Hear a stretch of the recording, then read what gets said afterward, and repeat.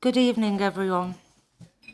Before we start the meeting, we are not expecting a fire drill.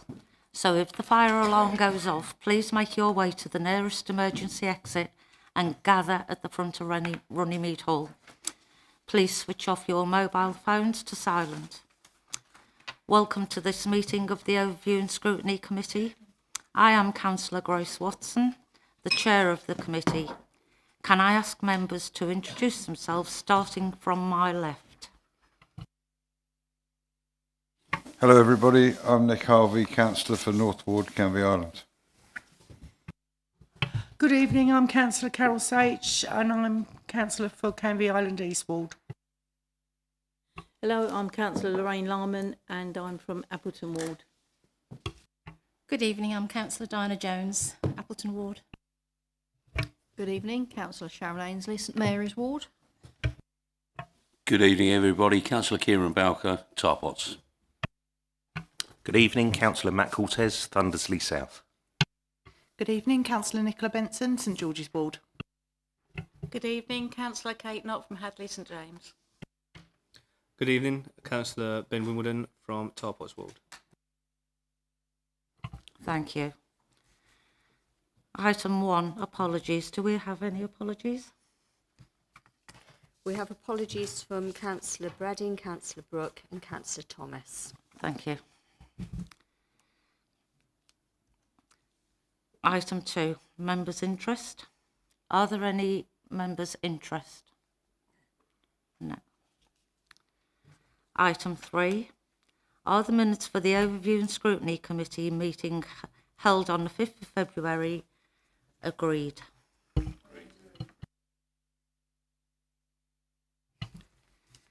Item 4, discharge of sewage into local rivers. Members, there were submitted questions sent to the Environment Agency.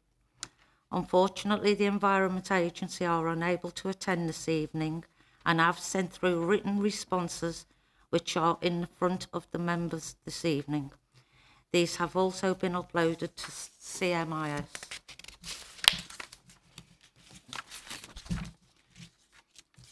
I would like to welcome Grant Tufts, James Froggy, Sophie Triggs and Matt Moore from Anglian Water to answer pre-submitted questions.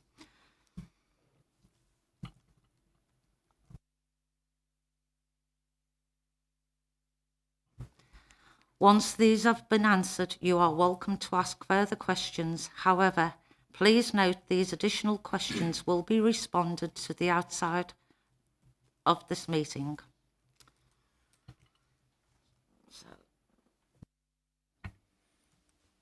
Thank you, Chair.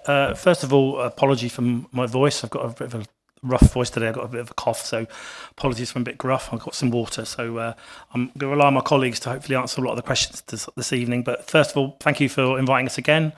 It's been it's been quite over a year since we came last time, so always good to come and see you and give you some updates. I know I've been in touch with a few of you over the year, and we're happy to answer your questions that have submitted.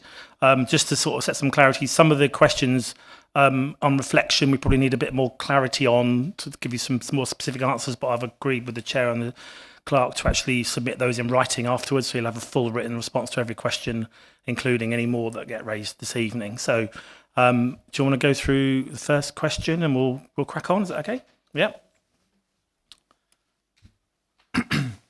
So I'll answer the first one. So the amount of sewage that flooded into Thames, which has a direct impact on Canvey Island, what steps have been taken to monitor water quality? So I think just some clarity on who monitors water quality. So that is the Environment Agency. So I've not seen their statement, so whether they've answered that or not. But they conduct bathing water and all water quality testing for the environment, and they're responsible for that, and they publish the information. However, all of our storm overflows that feed into those water courses are now fitted with things called event duration monitors. I think we referenced those last time. And they measure the frequency and the duration of any spills from our works, which are made up of highly diluted, partly treated effluent, the design there to stop homes from flooding and polluting.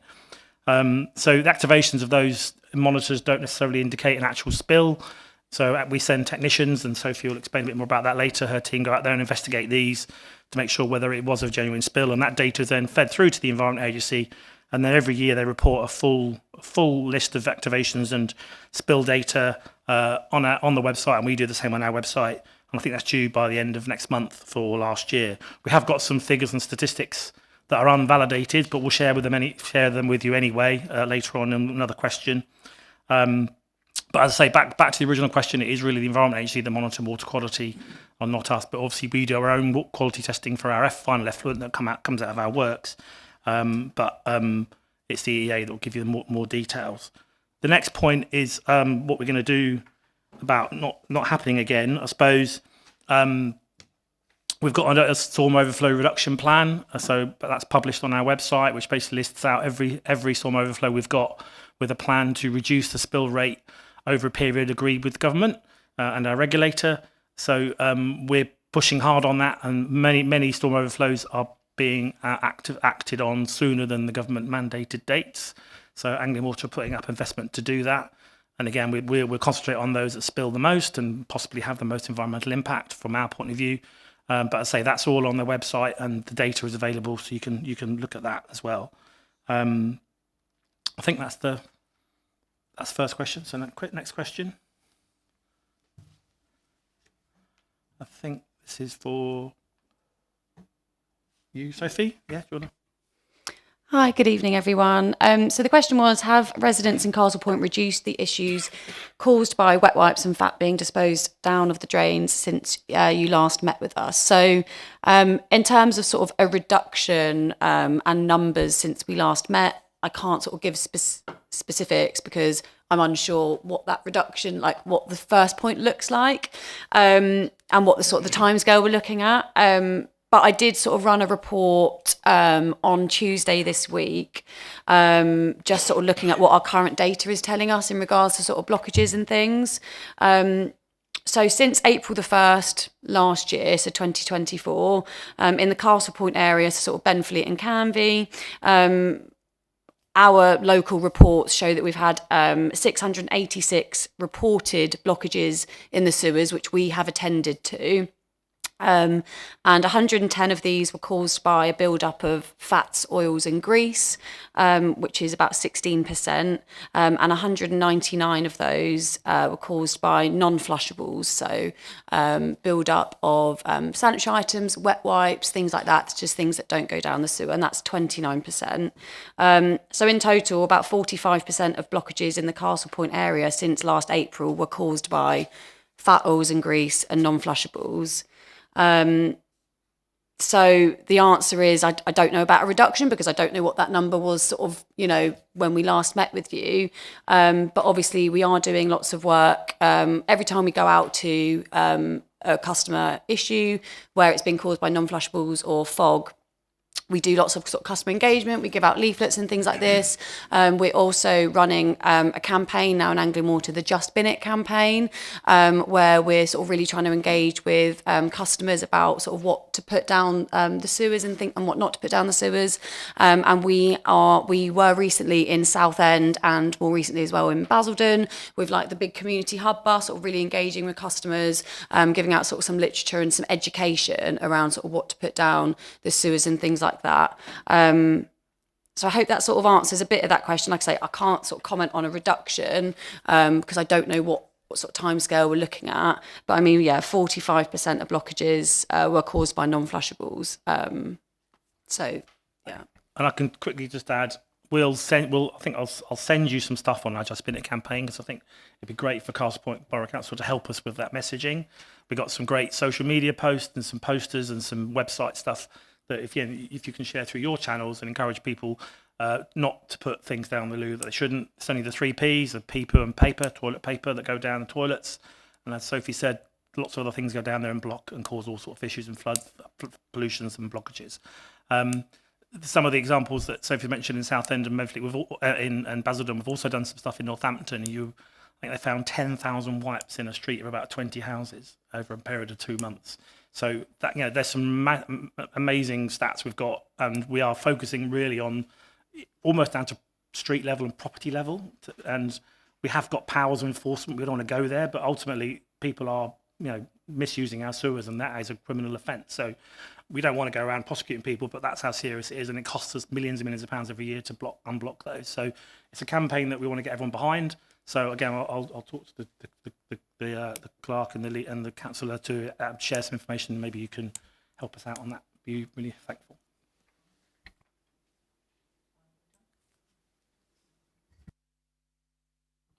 Councillor Edwards. Thank you. You mentioned fog in your description. I'm not clear on what that means, but it sounds Apologies, unlikely. yeah. So it stands for fat, oil and grease. So yeah, it's an acronym. Apologies for that. So fats, oils and grease build up, and they basically create a film sort of around the sewer. It can end up restricting the sewer to sort of over 50%. It just gradually builds up and just restricts the capacity. We do recognise that a level of fats, oils and grease will always be in the sewer. You can't get rid of it completely. So that's where we will look at things like a maintenance plan on our sewers to regularly, if we have areas which we know regularly sort of block due to fog misuse, we do go out sort of annually or every 2 years and ensure that that sewer is thoroughly cleaned. We do also work with local food service establishments and our partners at ECAS. So ECAS is a company that we work with who sort of go out and make sure that food service establishments are using the correct grease traps and things like that. And it's not just food services, it can be places like schools and hospitals and places like that. So we do recognise that there is always going to be a level in the sewer, and that's where we work on our proactive maintenance plan to reduce that.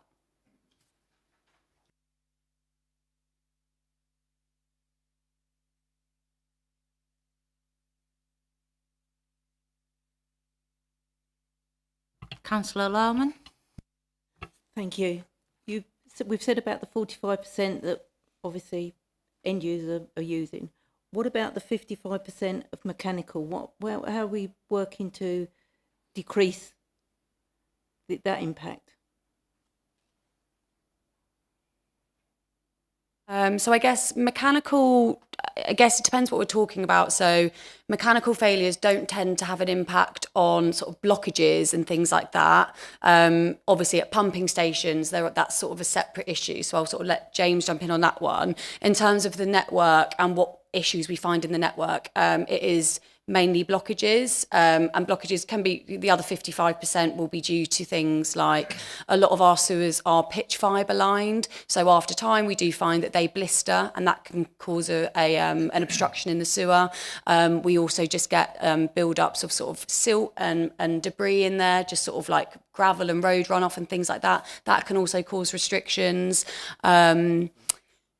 Roots, tree roots and things like that can cause restrictions in the sewer as well. I'm trying to think of what else. So it's absolutely not just sort of customer misuse. We do recognise that like you say, the other 55%. So in terms of pitch fibre linings, a lot of our sewers around here are pitch fibre lined. So we are working on, I think we're trying to get some funding in, especially in this area.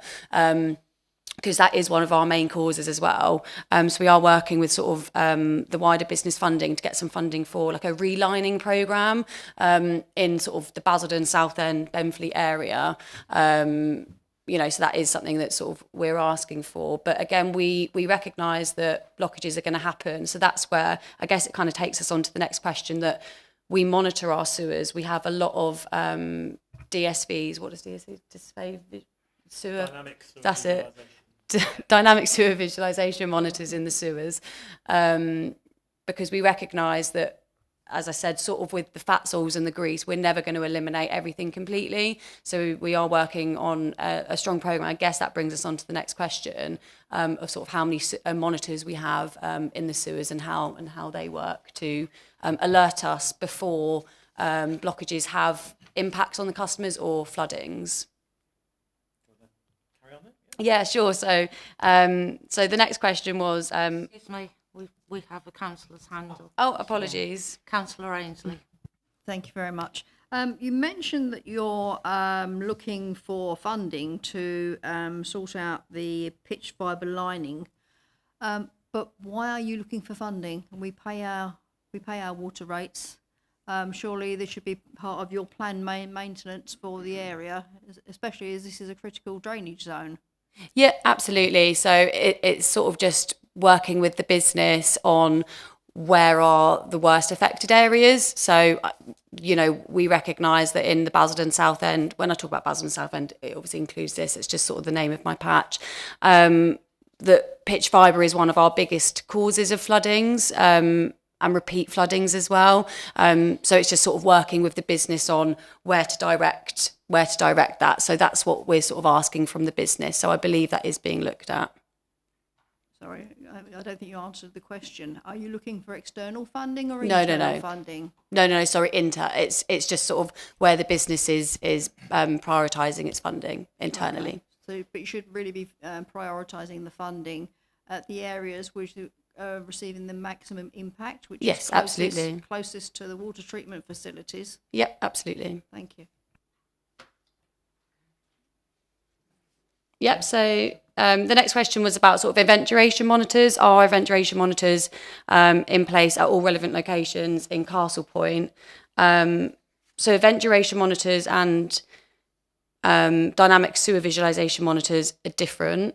Event duration monitors are in place at all relevant locations. So relevant locations for event duration monitors are on all combined sewer overflows.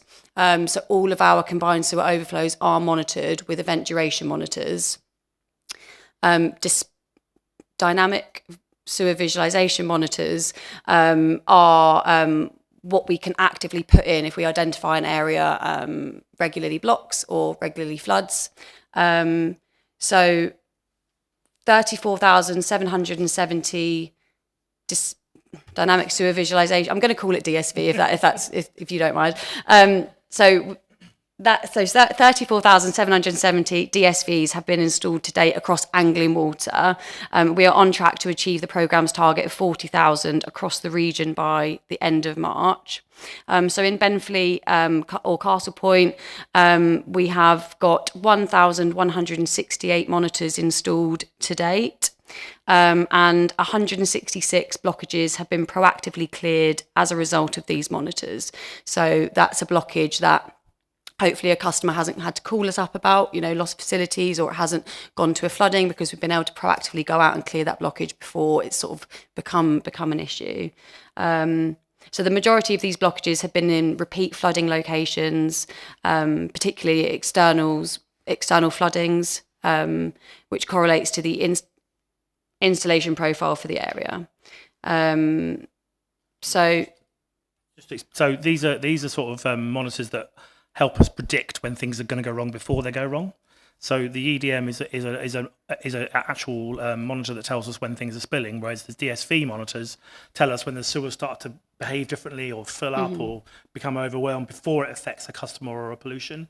So that's why we can get out there before an event and stop the event happening and prevent that. So these are all preventative measures. And that is additional funding that Anglian Water found last year. It's a big program we've rolled out, as Sophie says, across the region, and 1,100 of those are in your district, and that's saved a lot of grief. So it's a positive step, and we will also want to do more. Prevention's better than cure, as I say. So. And I guess in response to sort of the second question, so how many instances of untreated waste entering the watercourse has each monitor recorded in the past year? So that's more relating to the event duration monitors. All of our event duration monitored data is available, I believe, on sort of it's all published. So I believe you should be that's public sort of data. And at the end of the year, we review it all and we sort of submit that to the Environment Agency. So that is when that is sort of ready to be published, that will be done. So yeah, but the DSVs don't monitor spills, as Grant said, they monitor activity in the sewer. So there's sort of two different types of monitors there. Councillor Benson. Oh, hello, thank you. So you said that there was going to be 40,000 DSVs by the end of March, and there's 1,100 in Castle Point at the moment. Do you know how many are going to be fitted in Castle Point by the end of March? I don't have that exact number. We can request, in my team, we request DSVs as and when we feel appropriate. So we don't have sort of a programme of saying there's going to be this many in. We reactively put DSVs in sort of where we know there are issues. So especially in areas of known floodings or known repeat floodings, where we get a lot of fog build-up or where we get, other issues that we know the customer isn't going to change their behaviour overnight. So in order to proactively prevent it, we can put a monitor in. So I don't have an exact figure, but hopefully, we can update you with sort of how many are going in. But like I say, they're sort of prioritised on, if we've had a pollution event, we'll put a monitor in, and floodings, especially sort of near watercourses and things like that. Councillor Edwards. Just on the DSVs, are they only measuring sort of flow and level, or are they also monitoring for pollutants entering the stream? Yeah, correct. The first one, so just sort of sewer flow. So it will sort of the DSV will sit in the sewer in the chamber, and it takes sort of a couple of weeks to a month to learn the natural flow. And then as soon as that gets unusually high or unusually low, perhaps it will sort of send an alert to our alarms team, which then sends an alert out to one of my field technicians, and we'll go out and check it, and that can help proactively identify a blockage. Yeah. And just on the second question there about instances of untreated waste entering the watercourse. So as Sophie says, that data is published, but I can give you the stats for last year, as I mentioned, unvalidated. So there were 269 activations of EDM last in 2024 for a total of 1,920 hours in your district. So that's being validated by the Environment Agency at the moment. Compared to 2023, so the duration's slightly, well, more or less the same. It was 1,917 hours in 2023, but the number of activations has reduced. It was 318 back in 2023. So a lot of this is the weather dependent. So higher rainfall means rainfall gets into the system, which can cause more activations and storm overflows to be activated. And say untreated waste is one way to describe it. It's highly diluted, mainly rainwater that's being diverted away from people's properties and to stop internal flooding. So, and it's not the way we build sewers now, of course, but these are legacy assets that we're working through. So just to give some, but I say we'll share the data with you in the written updates after the meeting. Just how many of those discharges were dry day discharges? I don't know. That'll be. I'm not sure that's a measure that's recorded by the EA. We can check that. But. I believe it is a measure, but yeah, we probably don't have. We can probably find that out. Because as Grant said, or I'm sure as you're all aware, sort of the EA do permit us to. We are permitted to use CSOs in storm conditions or in mechanical failure, but dry day, you're absolutely right. They are treated as pollution incidents, so I'm sure we can find you that information. I think we might actually have it in EA data, but I can't remember exactly. I was just looking for correlation. Thank you.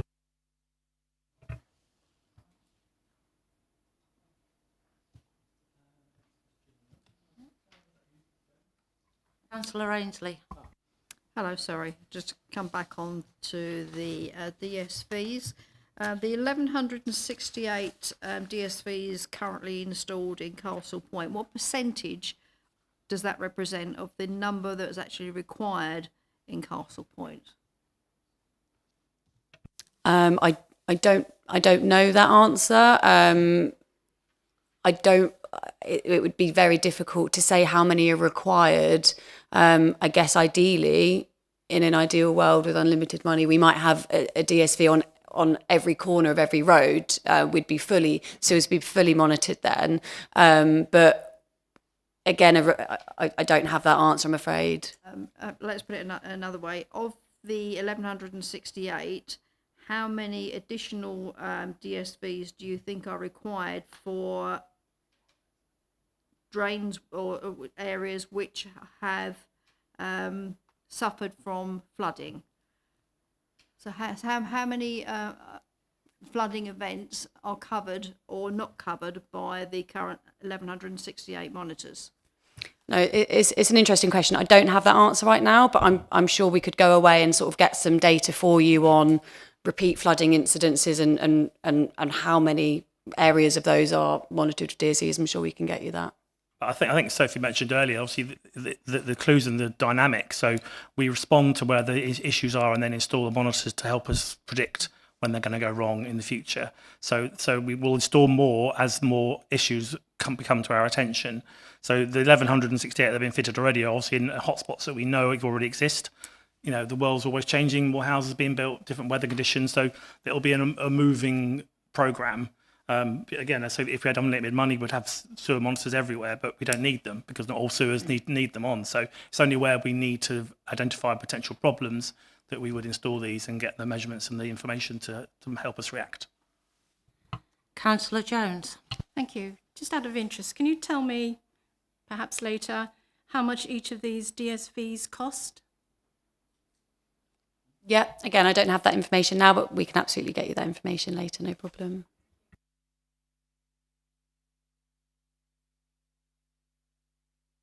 Okay, yeah, next question, I can pick these 5 up.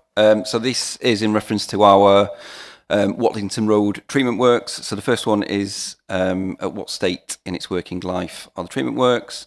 The treatment works is required to operate within the terms of the permit, which is issued by the Environment Agency. So the Environment Agency will specify certain quality parameters which we have to meet before we discharge the treated water back to the environment.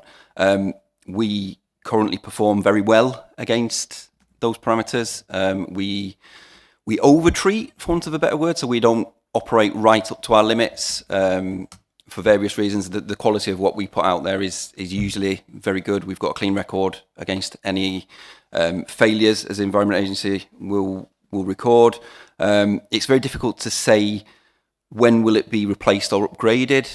It will be upgraded when certain triggers are met. So they could be a reissuing of the permit by the Environment Agency. So they may decide that, as has happened over decades, that the quality parameters that we need to treat to need to be tightened, in which case we will get notice of that. We'll get notice of what those parameters need to be in the future and when they will come into force. We will then act to review our treatment process on site and upgrade as needed. Another trigger for this, typically the 2 triggers are then growth, population growth. So it could be that the surrounding area then reaches capacity, which means the works cannot treat to the level required by its permit anymore. Therefore, we'd invest to upgrade. We have lots of individual assets on that site, which we will repair, we will service, we will upgrade as technology moves on. Pumps get better, more efficient, are upgraded. That's part of business as usual for us. So I hope that covers that question. I saw a hand go up, sorry. Councillor Bowker. Thank you, Chair. There's actually a typo in the first question. It should say at what stage in its working life are the treatment works, which is not quite the same thing. That's slightly more nuanced. Just a slight aside on that, just looking for some clarity. How long would you expect the treatment works to last? Obviously, technology changes, but it comes on to the next part, which is when would it need to be replaced or upgraded? I mean, the technology is fairly old, I'm assuming. So there's elements that are old that have been there for years in terms of, you know, a settlement it's a gravity treatment process that is as old as time. It's effective and it works. It's difficult to say at what stage. Elements of the works at Watlington Road have been upgraded through the years, different parts of the process. So primary settlement, for an example, which is the first stage of the process, had an upgrade in the past 10 years. There's other technologies on site that we'll implement in terms of more efficient pumps to increase flow rates through certain bits, different flow monitoring technologies which are going in. We're using AI on certain assets at the minute to detect anomalies where pumps are running more often than they would be otherwise, which allows us to be a bit more proactive with our maintenance. There's no easy, clear answer for that. There's no defined time span I can say after 30 years we'd go for a full replacement. There'll be assets on that works where after 10 years we will replace them. After 15 years we'll replace them. After 50 years the structure might still be sound, therefore it will stay operating as it is. Just to add, I've been angling water for over 30 years and I've never seen any water recycling centre or sewage works being mothballed and relocated. The only one that is going to be happen to is Cambridge Works, which we're told to move because of potential housing growth. So that's unprecedented. That's a massive national infrastructure project. So as James said, we upgrade, treat, maintain, and look after existing sites. We don't tend to build new water recycling centres often at all, do we? Effectively, there would be no best before date. No. Councillor Jones. Thank you. You said about the certain triggers, and you described population growth as one of the triggers. Could you say what would be sort of the maximum for saying that it's full capacity? So I can go on to the second question on there. If that's okay. So if in percentage terms, how close the treatment works to full capacity? So we work on something called population equivalent, which is it's a number which is the biological loading that a household will typically present to a sewage treatment work. So the capacity of Benfleet, theoretical capacity, is 30,000 population equivalent. We're currently at about 28,000 population equivalent. So as percentage term, roughly 93% of the biological capacity of that works. So we would be looking, the point where that we'd be looking to upgrade it would be a clear growth forecast where we've got guaranteed population increase beyond a certain amount, would then cause us to look at the impact on the quality parameters that we'd see out of the back of that sewage treatment works, and then we'd review our options there. It could be as simple as just changing some of the process flow on the works, where there's capacity in certain assets to boost some treatment. It could be a bolt-on asset on the back end to allow us to accommodate the growth depending on what it's in, or it could be as big as a full side stream process, we'll call it, which is almost another miniature works bolted onto the side of it where you're splitting the extra proportion of flow through it. Or you can pump away. You can, depending if it's for example, a brand new housing estate of a certain percentage population equivalent, we have the option to pump into a different network, as we'll term it. So that could be, for example, and I'll just stress there's no plans to do this at this stage, but if the Benfleet catchment, as we'll call it, was to grow by a certain amount, there might be an option to pump it either to our Tilbury catchment, to our Southend catchment, Rayleigh catchment, if the capacity exists at that treatment works. Councillor Cortez. Thank you, Chair. I've actually got two questions now. The first question was about, part one. You said Watlington's currently operating over the minimum capacity. Do you have any, the quality is, do you have any figures to gauge how far over capacity it is? So I can, it probably won't mean too much for it. So the quality parameters we're held to in terms of what we have to discharge to the environment is a total suspended solids limit in milligrams per litre, a biochemical oxygen demand limit, again in milligrams per litre, and an ammonia limit, ammoniacal nitrogen, which is discharged to the watercourse, which are pollutants, for want of a better word. I can't remember the exact figure. It's a 20. So, for example, ammonia is a 20 milligrams per litre limit that we discharge. We typically run at 10 or below 10. A suspended solids of 60, I believe it is, milligrams per litre, will typically run at 20 or 30. So, order of magnitude of 50, it could be 50%. We rarely, if ever, exceed it.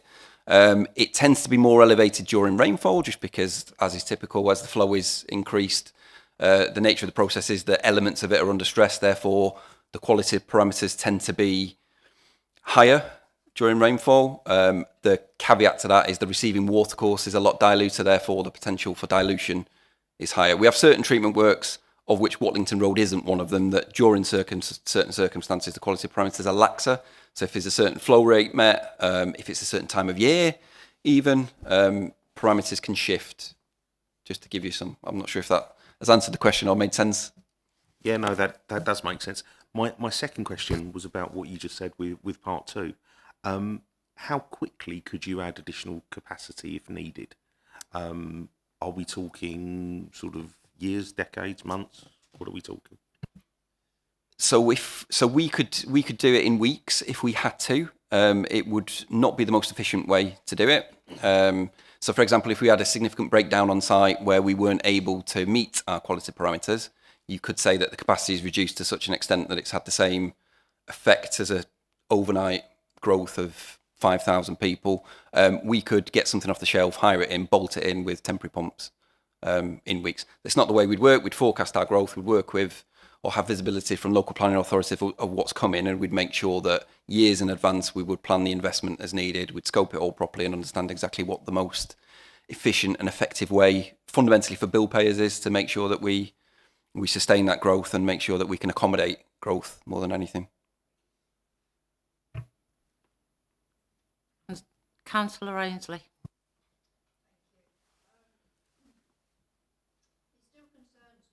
Still concerns me that despite everything that we're discussing this evening, everything we've discussed previously, you're still discharging into watercourses which run through our playing fields.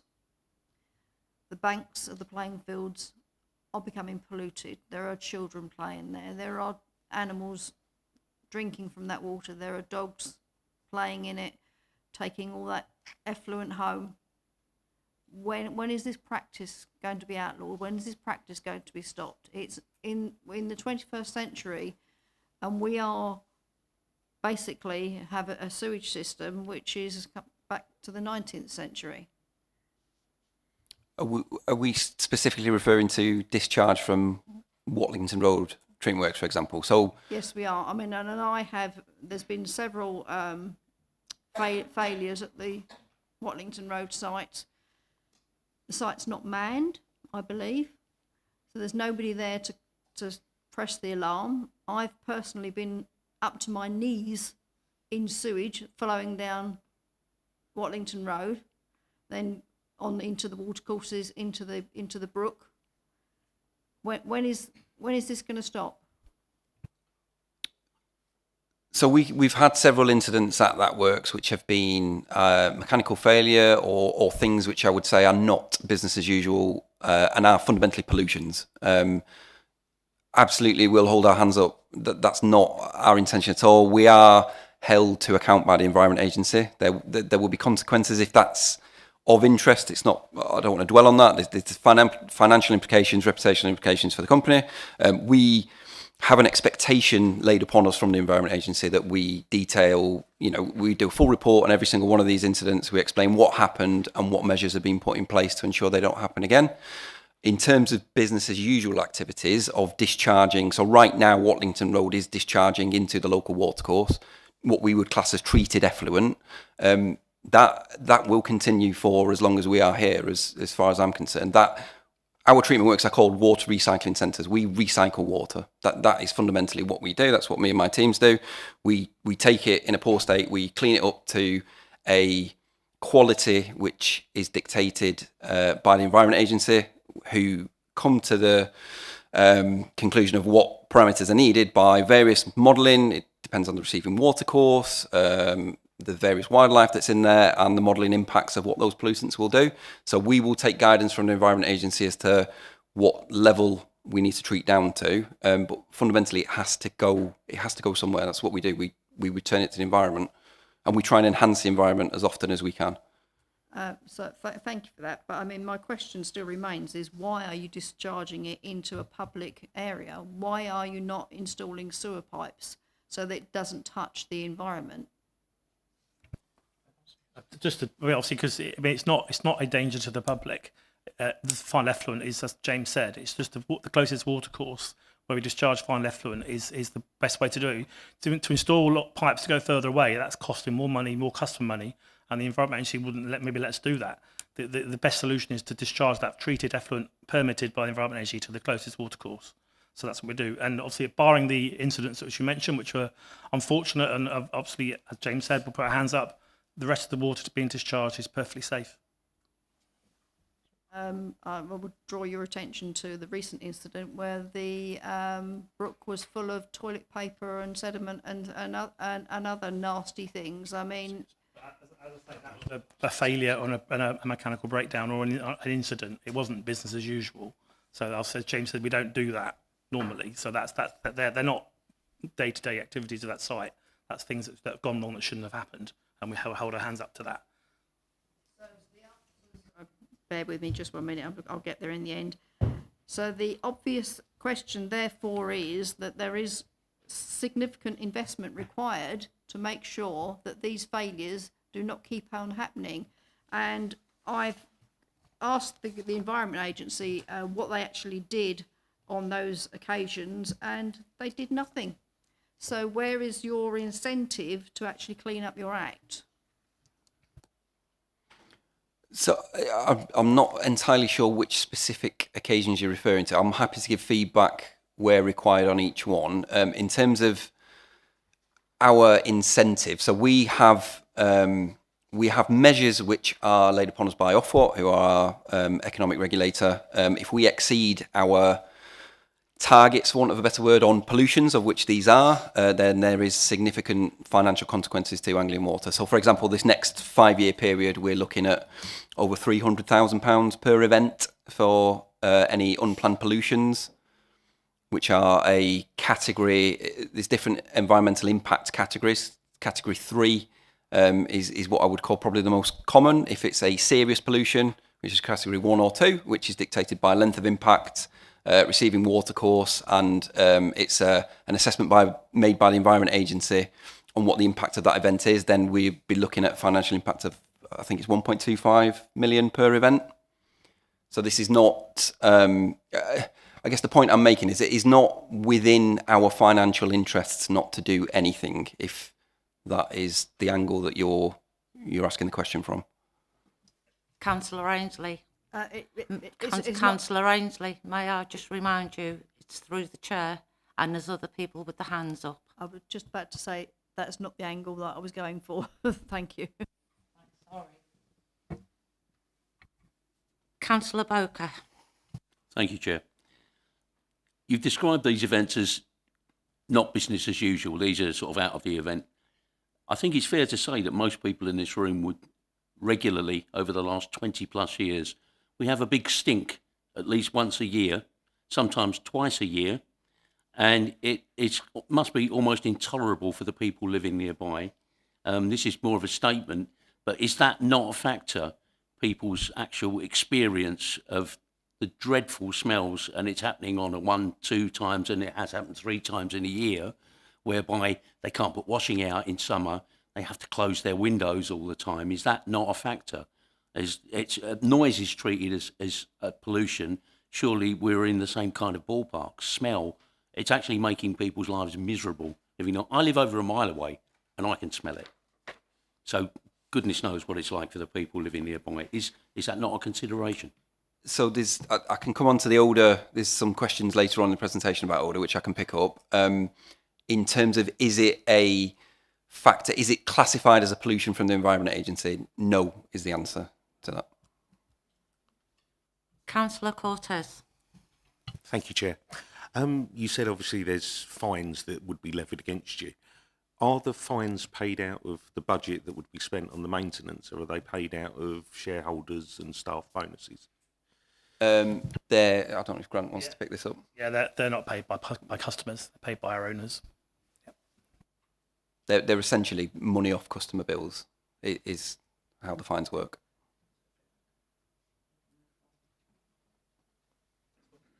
So the next one is how many homes currently connected to treatment works. This is not, I've got a very precise figure, which is worked back from the population equivalent load-ins, which is 12,256.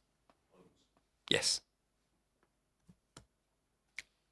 Again, an estimate. It's based on a load-in figure of something that I won't go into too much detail on because it'll mean a lot to me. 12,256. That's Benfleet, yes. I don't know. Is Canvey, do you want me to give Canvey as well? The Watlington Road Treatment Works, yes. And for reference, our Treatment Works Canvey Island is 17,811.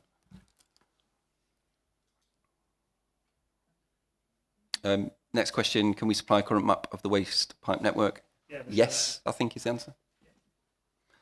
And then, is there a schedule of planned maintenance? If so, what period does it cover? Yes, so there is... there's what we call routine activities at the work. So this is an operator, technician attending minimum of 5 days a week. to carry out routine tasks, so various checks, various quality parameter checks, basic servicing and operation of equipment on site. We also have a maintenance team where, depending on which asset it is, and we will have hundreds of assets on that site, down to electrical components, gearboxes, motors, they will be serviced on a set basis, which is dictated by what we call our asset plan. So, for example, gearboxes might have an oil change every 6 months. They'll have a full inspection, monitoring, change of oil. Something, a motor might have an electrical test once a year. But yes, there is a schedule of planned maintenance, and it covers all periods depending on the asset. In reference to the actual a map of the pipe network connected to Watlington Road, where would that be found? Would that be on your website? We'll share it in the written response. Lovely. Thank you very much. Councillor Jones. Thank you, Chair. Sorry, I'm perhaps a bit thick here, but my early question about your triggers regarding population growth, and you mentioned that 30,000 biological capacity. Could you explain how does that relate to the number of homes that you've just mentioned, the 12,256 homes connected to the treatment works? Yeah, so we use a figure for one of our quality parameters, which was mentioned, which is biochemical oxygen demand. We'll use a figure of an amount of biochemical oxygen demand per household, which is typically, I can't remember the exact, I think it's 2.4 kilograms per household per day, is used in the assessment to work out whether the treatment works can accommodate any future growth. So each house, for example, will be that figure of biological loading, which will then allow us to assess the capacity of the works. I'm not sure if I've explained that very well, but if we'll assume a set loading figure per household, which will then be matched against the capacity of the works, which will drive any investment or improvement needed on site. Thank you. Just clarify. So is it, when you say, for example, one biological capacity, is that per household? Is that what you're referring to? Sorry, just need to be clear on that one. So yes, we do it per average per household. So it would be 2.3. Sorry, 2.3, 2.4 per household will be worked on based on that. So if we know there's 100 homes going in, we'll know there's 230 units, if you like, of biological loading that we've got to accommodate.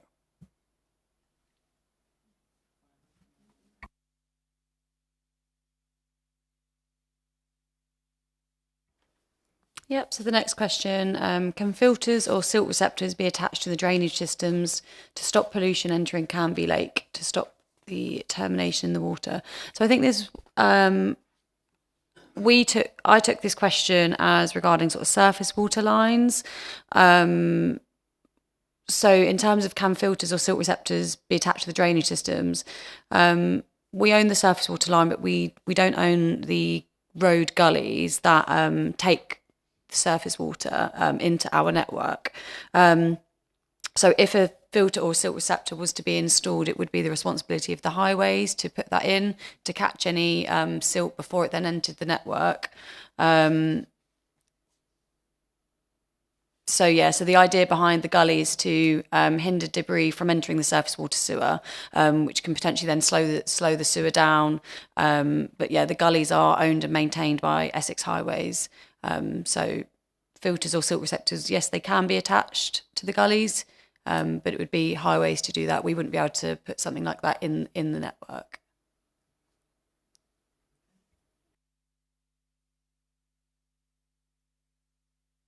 The next question was about the pumping stations. We'll share that as well. We'll do a graphic and share that in the notes after the meeting.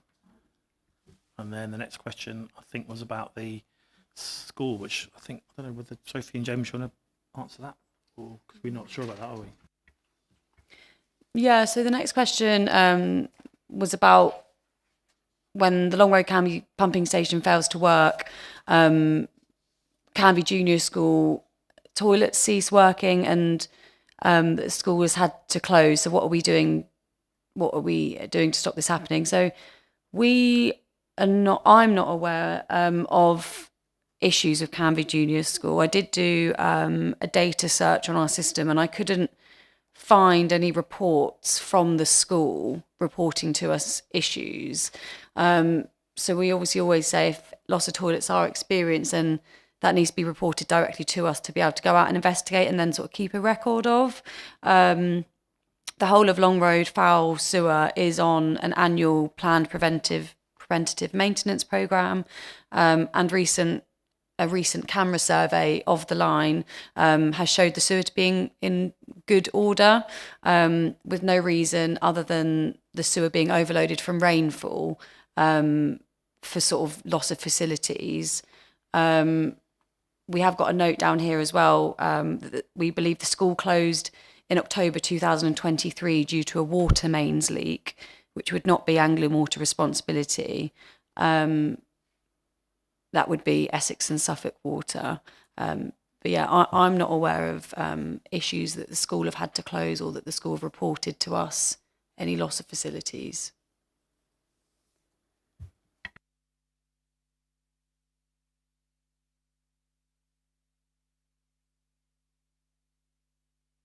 Yeah, so next question about spills, which again I think we've covered already, about our storm overflow reduction plan, which again is published on our website. And as I said before, our commitment to beat the target set by government to reduce spills by 2030 to the lowest amount possible.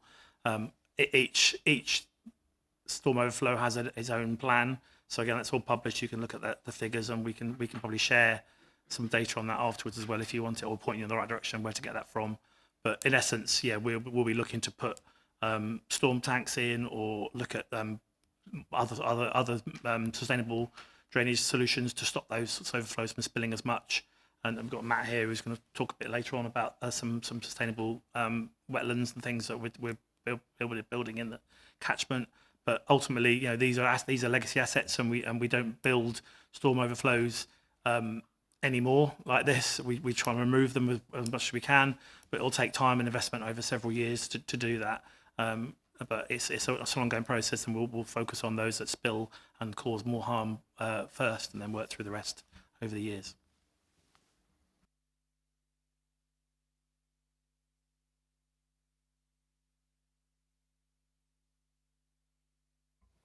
I can pick this one up. So this is a question about why the EDM storm overflow wasn't included for a pumping station at the park entrance at Wooden Park Drive, Benfleet. So the answer to this is that pumping station is a surface water pumping station. So it's not foul sewage, therefore it's only pumps rainwater, solely rainwater.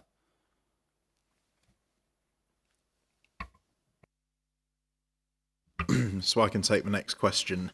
So in terms of our regulatory obligations when it comes to flooding, the only regulatory obligation, this question is what action has been taken to comply with your obligations, specifically the area affected by flooding in October 21. The only regulatory obligation Anglian Water has under the Flood and Water, so we don't have any regulatory obligations under the Flood and Water Management Act.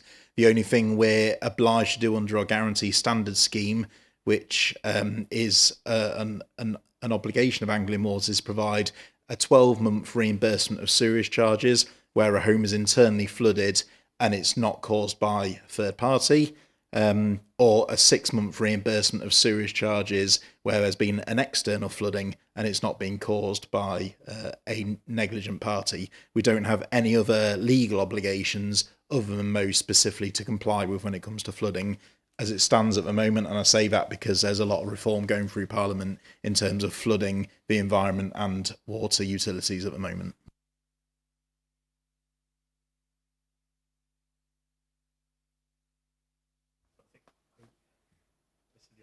Yes. So, so picking up the question about odour, obviously this is submitted. So, why is Anglian Water's response to smells from Watlington Road sewage plant reactive rather than proactive, knowing it's a particular problem during the summer? so we will always investigate anything which is called through to us. So that can be an odour complaint, that can be any sort of query to do with our operational assets, and we always do. This came up last time, so we went into some detail about what technology we've got on site to manage odours specifically from the works. The odorous part of the works is to do with the sludge handling. So that's the solid material which settles out in the first stage of treatment, which is our big, for those that have seen through the gate, the big water tanks you might be able to see. Solid material settles to the bottom of them, is then stored on in tanks before it's moved away. That is the only significant part of the process which has the potential to generate odours. We have completely sealed tanks where these are stored and dedicated odour control equipment technology. It's an adsorption technology which has a biological media in it, which essentially is bacteria which thrives on the odours generated, cleans up the air, and then allows us to emit it. We've reviewed the operation of that in the last 12 months, so that underwent a full inspection and service, media replacement actually from one of our contractors, who assessed it as working effectively and now performing well. It was probably at the end of its life in terms of media when it was done. So I would hope that odour issues are improved from that going forward. There is always going to be the potential for odours from the works with mechanical breakdowns, with events. It's the nature of what we do. Unfortunately, I can't sit here and say we're going to completely eliminate it. There'll be an element of reactivity to it, although I don't believe there's a huge amount of that. We might be flagged to an issue on site, a pump failure or a spillage, by a customer ringing in. It's not what we want, but it does allow us to get out there, investigate and try and put measures in place to stop it happening again. So I wouldn't say our response is reactive. We absolutely will we will react when contacted 100% of the time. It's very helpful to us when we are contacted, so we can map out where the issues are, so we know whether it is a specific breakdown or whether it is actually BAU, and we can get a baseline and we can then look at a more holistic approach. The other sources are potentially the pumping station. So what comes into the pumping station may be septic, so that is sewage which is sat in the network for a long time, particularly in summer months, has the potential to generate odour. So we work with obviously Sophie's team in the network to ensure we've got monitoring in place. Sophie's team have taken some remedial actions to seal manholes, for example, in certain areas. We had a period where our pumping station at Watlington Road, certainly for a lot of last year, due to mechanical breakdown, had some temporary equipment on site. So there was a lot of open covers and chambers. That has now been resolved. So the permanent equipment is in there, the chambers are sealed, and we've done a significant clean of that pumping station in the past couple of weeks. So we have what's called a PPM schedule, planned proactive maintenance, and these are cleans of our assets where required for either pollution risk or odour risk. Watlington Road, we've reviewed that. In the past 12 months, we've increased the frequency, so we'll make sure that happens on a regular basis. We've also agreed, I think last year, to engage with a specialist, a consultant, which was appointed, I believe, by the council and working with environmental health. We've had visits, we've worked with them, we've opened up our works for them to assess and provide us with any information that they feel we could be doing better in terms of a holistic approach and looking at what best available technology might be. That's ongoing. So we've had a series of meetings. I believe there was one at the beginning of this week, which we've not had feedback on yet. But we are committed to, one, investigate reactively, because we're never going to not. But we are doing our own monitoring. We've got a odour monitoring plan on site, which in the event of a complaint will trigger some monitoring. It will trigger key readings being taken around the site, so we can pinpoint either the specific asset where it might be coming from, or the location. If it's not the works, is it the pumping station? Is it the network? So there's a whole series of things going on. I know it's frustrating, and I know it's not a nice thing to live next to something which can be so odorous at times. But we're looking to see what we can do short, medium, long term to improve the situation. Councillor Sewage. Thank you, Chair. I'm going back 40 years, so we are going back a long time. My ex-husband lived in Raynham, and they used to have terrible, terrible sewage smells in Rainham, and the residents got together, and I don't know who it was that did it. It was Anglian Water, if it existed then, or whatever it was. And what they used to do was perfume the air as the sort of smell come out. But obviously, So we do that. We have that ability at our Watlington Road treatment plant, but that's a short-term solution, but it's not a fix for the problem. It's odour masking. Odour masking is what we call it, and that's what it is. Councillor Cortez. Thank you, Chair. How often is Watlington Road attended by staff? Is it only during routine servicing, or at times when someone phones up and says there's a problem?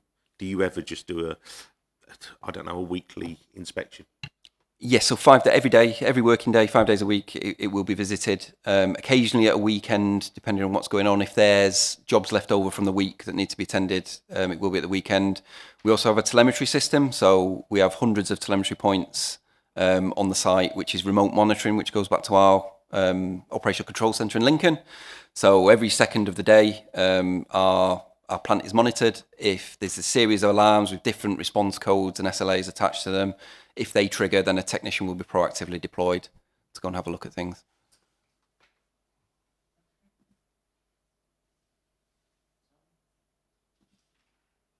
Councillor Ainsley. Thank you.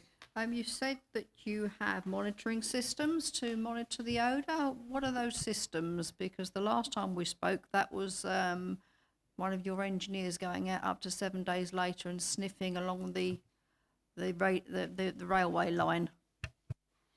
So we have it's a piece of equipment. Fundamentally, it's a very sophisticated, expensive piece of equipment which is manually taken out. It's portable, and a series of readings are taken at key monitoring points around the works and in the network to establish exactly where the source of odour might be. But again, how soon after the complaint is your engineer going out testing that? As soon as possible. May I remind you through the chair?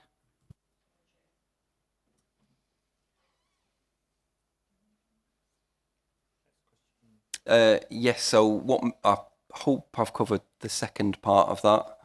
The third bit, will Anglian Water be compensating residents regularly endure foul stench around the properties? No, that's not something that we typically do. It's quite a subjective measure, so no, in short.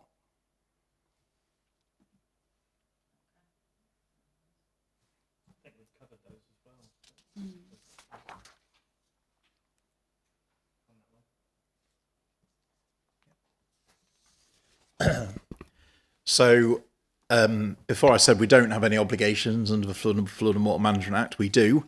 We have an obligation to cooperate as a risk management authority. Us, Castle Point, the Environment Agency, Essex County Council, we have an obligation to cooperate.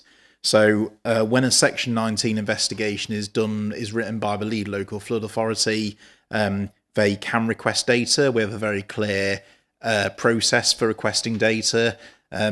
I've dealt with well over 1,000 Section 19s in the last 3 years, and there's been lots of data requests, and it's been openly supplied. We wouldn't hold back data to be obstructive or to be difficult.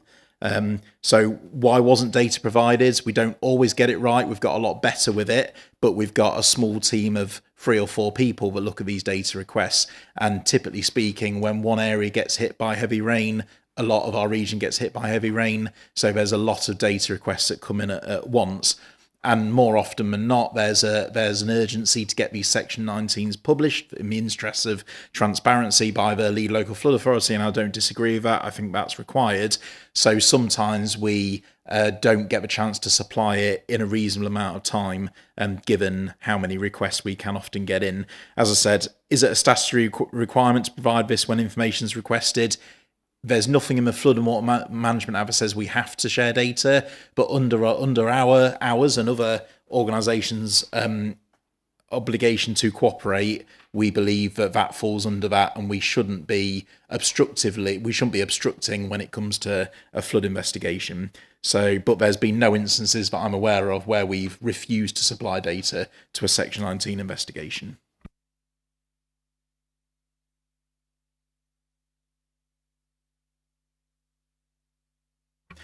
So the recommendation about further sustainable water management measures within the Section 19 report, we see this quite a lot. It's quite a vague action. Will Anglian Water consider what we call green solutions over grey solutions when it comes to capital investment?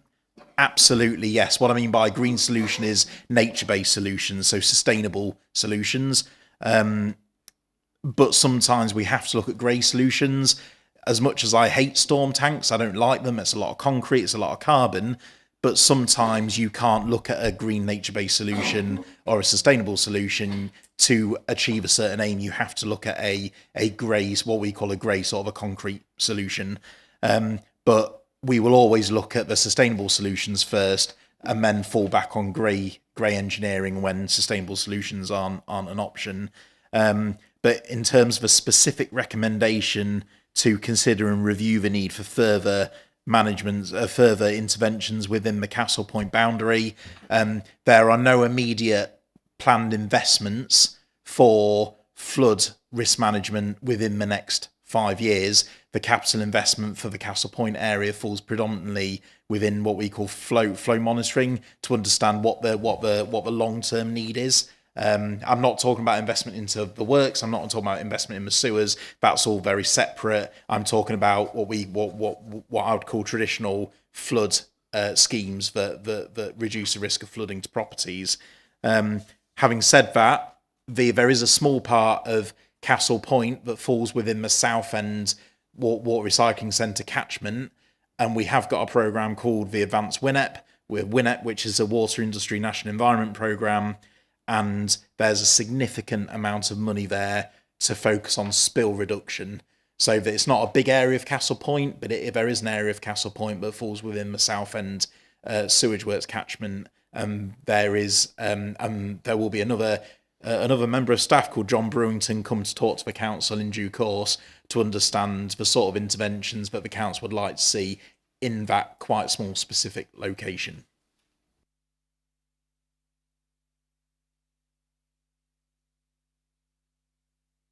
Yeah, I suppose I think this question came up last time, so I don't know whether James will explain what we do on site about hydrogen sulfide, but I'll let you get on in a minute. But generally, it's not a danger to health in the network or in public spaces. But James, you explain what we do on site to protect our staff.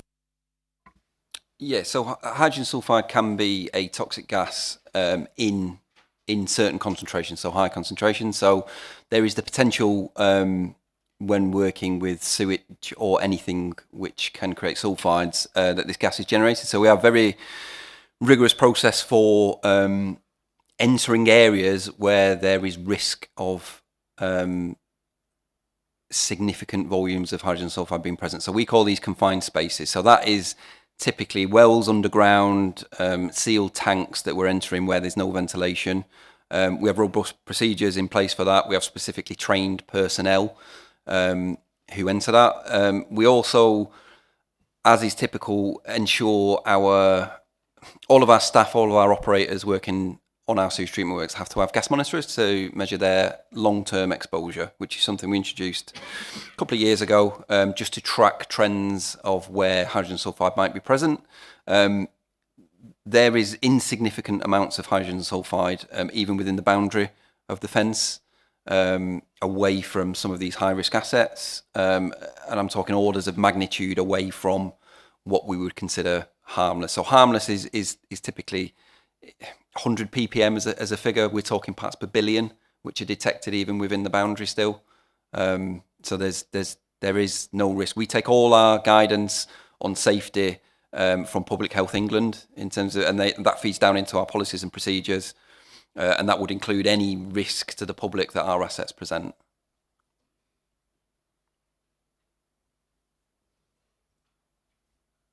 Councillor Ainsley.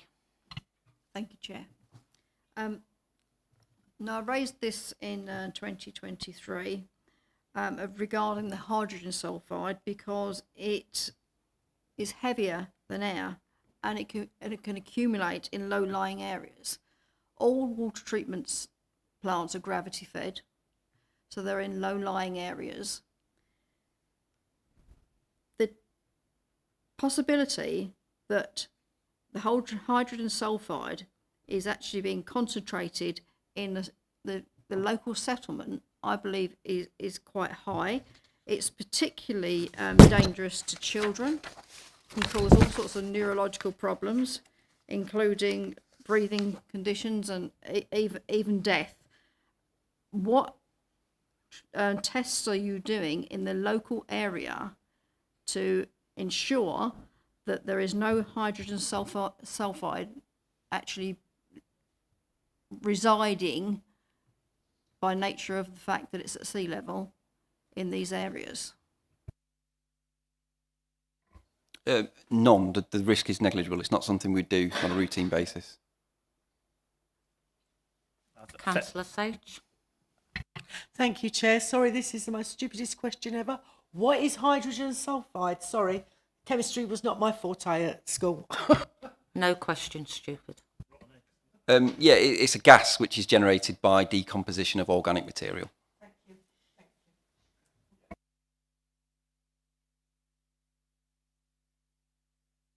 Just to reiterate what James said, safety and health is our absolute priority. We would not put any people at risk at all, and it is quite disingenuous to suggest we would. And the reason we don't monitor is we don't need to monitor. We don't want to waste people's money to monitor things that are so negligible they wouldn't even appear on any measurement. So just to give you some reassurance that, as James said, the monitoring we've got on our site and in our network proves without doubt that we do not pose any risk to public health through hydrogen sulfide. Unless you're going to start opening manholes and jumping in a sewer, that's different. But as James says, we've got absolutely robust plans and safety measures in place for our guys to do that. So just to put that again, reassure you that that is not a problem for us. Just to build on that, so anything which we would have on our sites in terms of storage of material, gases, liquids, which were hazardous to health, would come under what's called COMA regulations. So that's control of substances hazardous to health. So our water treatment works, for example, will store chlorine gas. We have very, very strict protocols on those water treatment works. And again, as you've said, Councillor Ainsley, that gas is heavy. And we do absolutely have contingencies. We have, boundary monitors and strict protocols as enforced by the Health and Safety Executive on those sites. Hydrogen sulfide does not fall under that.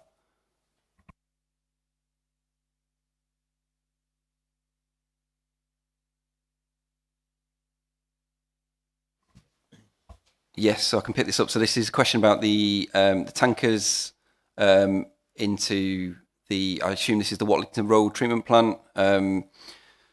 What proposals or plans are in place to stop tankers driving over pavements and damaging them, along with damaging water access and stopcocks? So in terms of processes, I guess the answer to that is we wouldn't expect our drivers to drive on pavements. So we would investigate and take disciplinary action against any specific reported incident of that. Welcome feedback at the time on that with registration, as much information as possible, so we could ensure our drivers are driving in a safe way.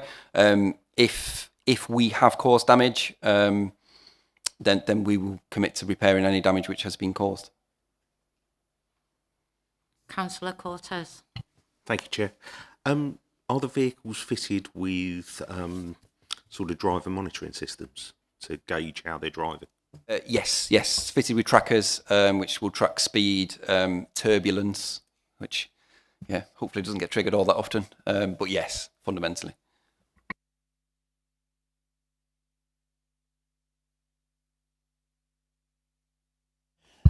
So Sophie covered maintenance of our drains before. The maintenance, we don't clear ditches. We look after sewer systems. Open water courses, either maintained or not owned, but either maintained by the Environment Agency, by the Highway Authority, or by riparian owners. And for those of you who don't know what a riparian owner is, it's somebody who lives on or adjacent to an unadopted watercourse.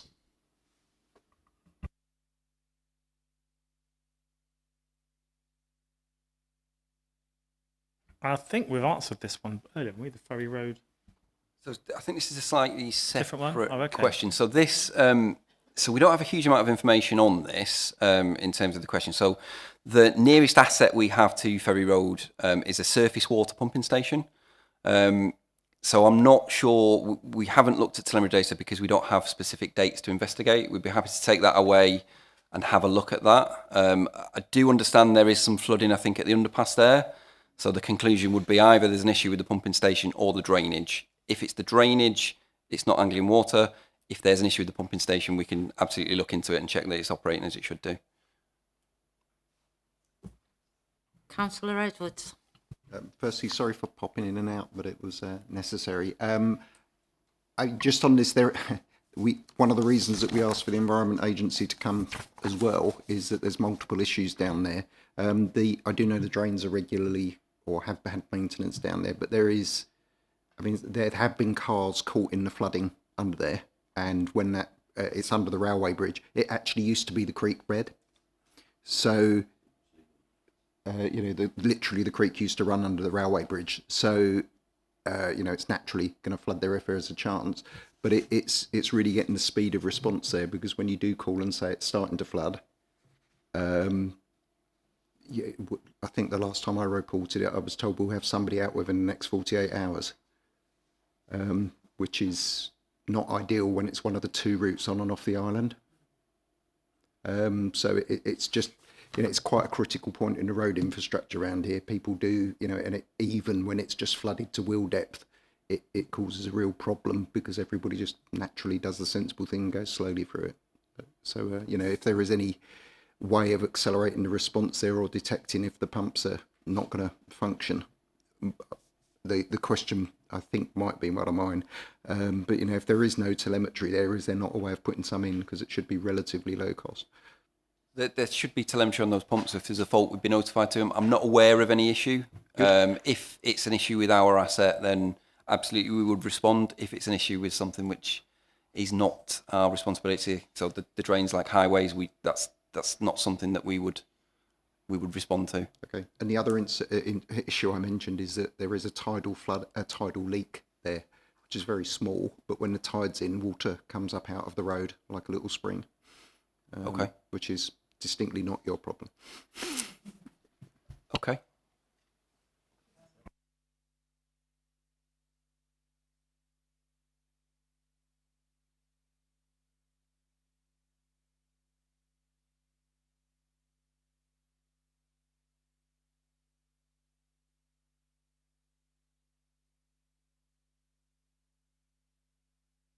Councillor Edwards. I'm sorry, I was hoping to ask this question just as I had to leave, but you were just getting into the questions that Councillor Ainsley was asking about the leaks on site. The information we have from the EA says that there have been works to increase containment on the site. Did you cover that earlier? Because it'd be useful to just have a very quick overview of what you've done to improve containment and what levels of assurance that's given you. Yes, so we have done some work on site to bund a certain area to contain it on site where we have spillages. If we were to have an asset failure which would cause a spillage, rather than come out of the gate and run down the road as has happened in the past, we'd have more time to be able to respond to stop it leaving our boundary.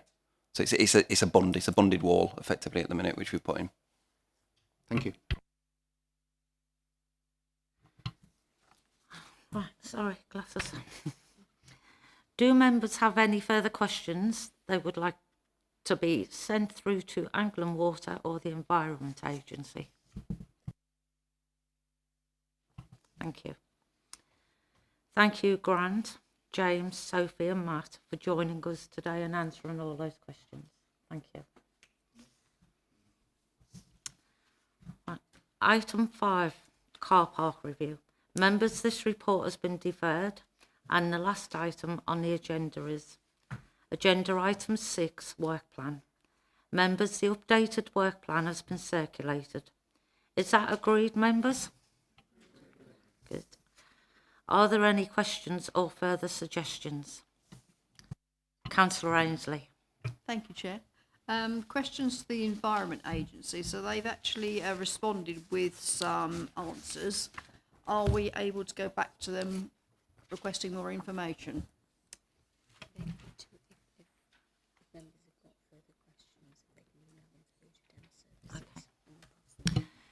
if members have got further questions, if you can email them through to Democratic Services. Okay. Councillor Cortez. Very quickly, thank you, Chair. Will the answers to the Environment Agency questions be published online? They already are.